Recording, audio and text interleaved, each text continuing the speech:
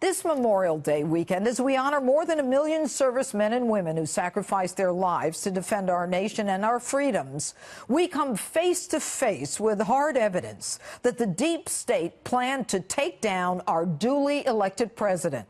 A deep state from President Obama on down that did everything in its power to destroy Donald Trump. The latest? A spy placed in the Trump campaign. Sound loony? Well, last year, we thought you'd have to be wearing a tinfoil hat to believe President Trump when he said that he'd been wiretapped. And now we know secret surveillance was conducted on at least 7 Trump associates. An unmasking of Americans done at a 350% increase in the presidential election year by Obama deep staters. And now we find out a spy was placed by the FBI in the Trump campaign. You can be sure that there's more as the DOJ and FBI fight the release of information sought by Congress. So, will they ever admit there was a spy? As best I can tell, it's made up. I don't know where he's getting that from, honestly. Do you find that to be at all possible or probable? I'm going to just play devil's advocate, that there was a spy inserted into his campaign by an intelligence agency? I don't find it possible, and I know it not to be true. I think it's very typical of Mr. Trump to mischaracterize. He's a master of mischaracterization and dishonesty. To label someone as a spy when they're a confidential human source, I think, is doing a disservice to these individuals, but also to the FBI. But like most liars, they can't keep their stories straight. Clapper, on the other hand, pretty much admits there was a spy, and he thinks Trump should be grateful. Was the FBI spying on Trump's campaign? No, they were not. They were spying on a term I don't particularly like, but on what the Russians were doing, trying to understand, were the Russians infiltrating, trying to gain access, trying to gain leverage and influence. So why doesn't he like what they do? So why doesn't he like that? He should be happy that. Well, he should be. If ever you weren't sure who to believe, I'm going to make this real easy for you.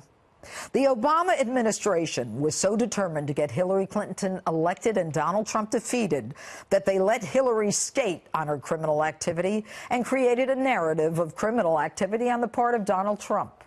They created a false predicate, a made-up dossier, paid for by Hillary Clinton, the DNC, and the FBI in order to get a court to approve spying on Trump's campaign. And they were allowed to spy on the campaign for a year. They kept it close. Only the highest level of the FBI, not the field offices. The highest levels worked together to take Trump down. They planned insurance in the event their girl Hillary didn't win.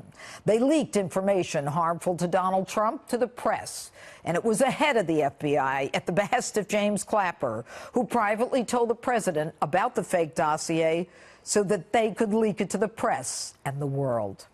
So who are you going to believe? Take a look at this chart. They're all liars. James Comey, the head of the FBI, lied about whether he had ever been an anonymous source in news reports about the Trump or Clinton investigations. He replied, never. But Mr. Leaker himself had to admit that he did so. Comey also lied before Congress when he testified that he briefed the president about the dossier because he learned the media was about to report on it. In truth, Comey briefed Trump for the very purpose of getting that dossier out to the public. And Comey said his investigation of Hillary was thorough. In truth, he wrote an exoneration memo long before essential witnesses were even interviewed. And of course, his deputy director, Andrew McCabe, that I didn't even put on my chart, lied so many times the guy had to be fired. And to get someone to fire in that agency is amazing.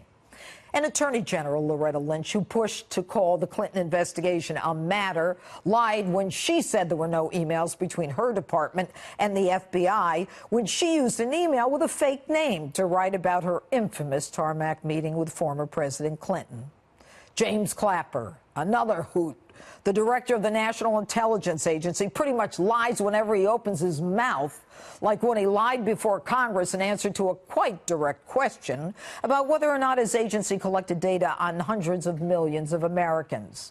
He said no, not wittingly. He also lied about the Trump dossier, saying he never leaked it to CNN. He since admitted that he did, and now he's on CNN's payroll. John Brennan, head of the CIA, lied and said the Steele dossier was not part of the intelligence community's evidence on Russian interference in the 2016 election. And again, liars not being able to keep their stories straight. He was contradicted by Clapper. Now, you remember Susan Rice. Her lying started long before Benghazi and that despicable video. She also lied and said that in the final days of the Obama administration, she knew nothing about the surveillance of President-elect Trump and people around him. And she knew nothing about identities being unmasked. Shortly thereafter, she came clean, telling House investigators she unmasked senior Trump officials. And the big kahuna at the top, just before the inauguration, President Obama created new rules that allowed intelligence historically protected within one agency to be spread across at least 16 agencies, signaling to his people, let it all hang out and leak your heart away on Trump. So I, for one, am sick and tired of these liars, leakers, and liberals attacking our president and our democracy when they are the ones who tried to frame him. Here's a primer for all of you. If you're going to set up a president to try to frame him, do it against someone who's dumber than you are.